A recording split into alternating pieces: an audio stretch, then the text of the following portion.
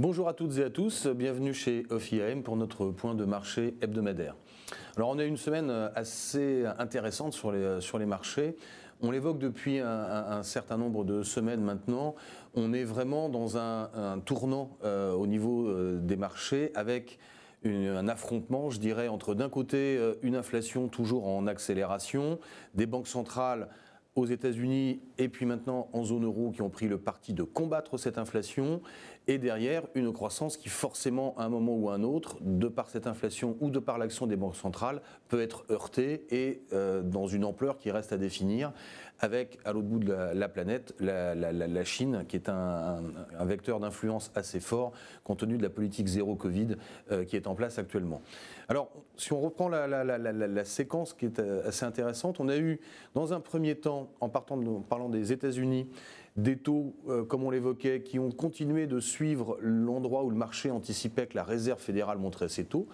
On est allé voir jusqu'à 3,25 en anticipation de cette Réserve fédérale, des taux 10 ans qui sont allés voir 3,20. Derrière, on a eu ensuite progressivement un message de Jérôme Powell annonçant qu'il y avait un chemin pour combattre et gérer cette inflation sans forcément casser la croissance. Et à partir de là, on a vu une partie des taux d'intérêt américains, la partie longue de la courbe, commencer à refluer très significativement, puisque de 3,20, on est quasiment retourné voir 2,80 sur la partie 10 ans, actant le fait que ce n'est pas les anticipations d'inflation qui ont été revues à la baisse, mais c'est que le fait que la Réserve fédérale va réussir son combat contre l'inflation et ne va pas forcément trop heurter la croissance à ce stade, et donc n'ira pas jusqu'à là où elle était attendue. Aujourd'hui, la Réserve fédérale est attendue un petit peu en dessous de 3, du côté de 2,90. C'est là où sont les taux longs aujourd'hui. Donc une séquence assez intéressante, c'est qu'on évoquait depuis un certain temps. C'est que le marché était concentré sur l'inflation. Aujourd'hui, il voit que cette inflation rentre sous contrôle. On a eu un chiffre aux États-Unis qui, même s'il reste très élevé et même au-dessus des attentes, une fois la surprise passée, quand même un peu en retrait. On passe de 8,6 à 8,3 sur l'inflation, et qui pourrait témoigner, ce qu'on attend dans les semaines et mois qui viennent, de peut-être on serait sur un pic d'inflation des différents éléments avec les effets de base connus.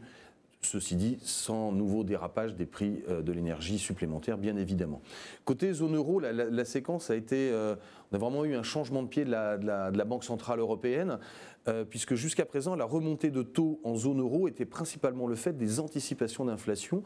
Le marché considérant que l'action prévue de la Banque centrale était trop faible pour juguler cette inflation, pas tellement dans son ampleur, mais surtout dans son calendrier, où on trouvait que les anticipations de hausse de taux après la réduction du programme d'achat qui était annoncé fin d'année étaient sans doute trop tardives.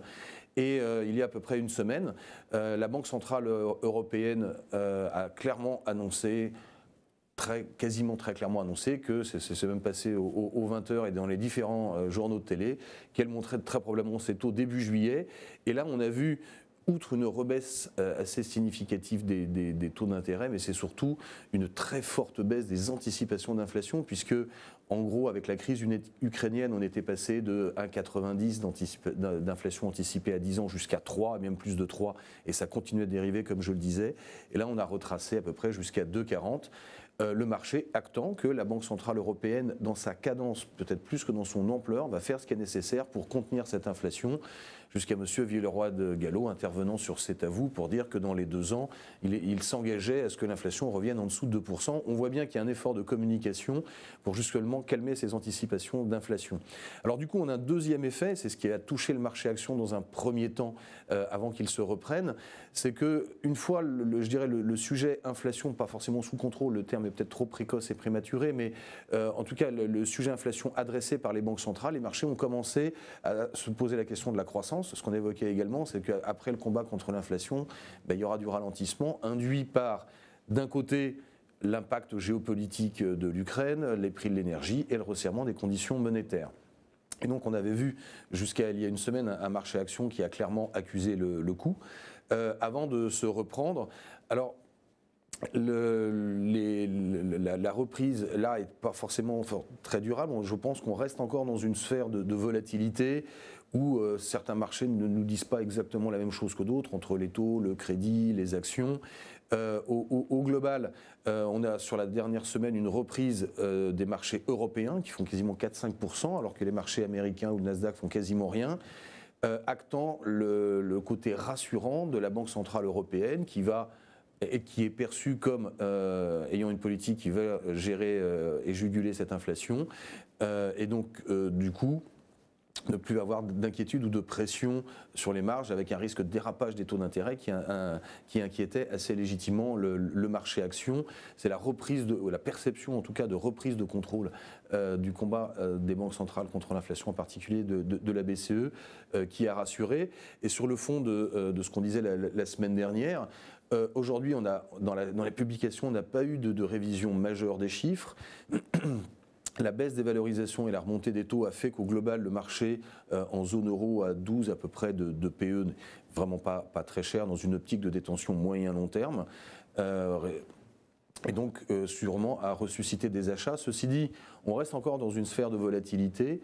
On a toujours les nouvelles venant de Chine qui sont mi-figue, mi-raisin. On reconfine, on déconfine. Ce matin, ça semble aller un peu mieux. Puis après, on apprend que Pékin pourrait reconfiner avec un président Xi qui, je le rappelle, a une grosse échéance en octobre et qui se doit de maintenir sa politique zéro Covid, qui est l'empreinte et la marque qu'il a voulu signer.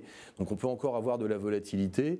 C'est vrai que si cette phase s'estompe d'inquiétude sur le Covid en Chine, on pourrait retrouver, en particulier avec les possibles relances qu'on aura pour le congrès du Parti communiste d'octobre, des bonnes nouvelles sur le front de la croissance venant de Chine, ce que le marché action pourrait saluer.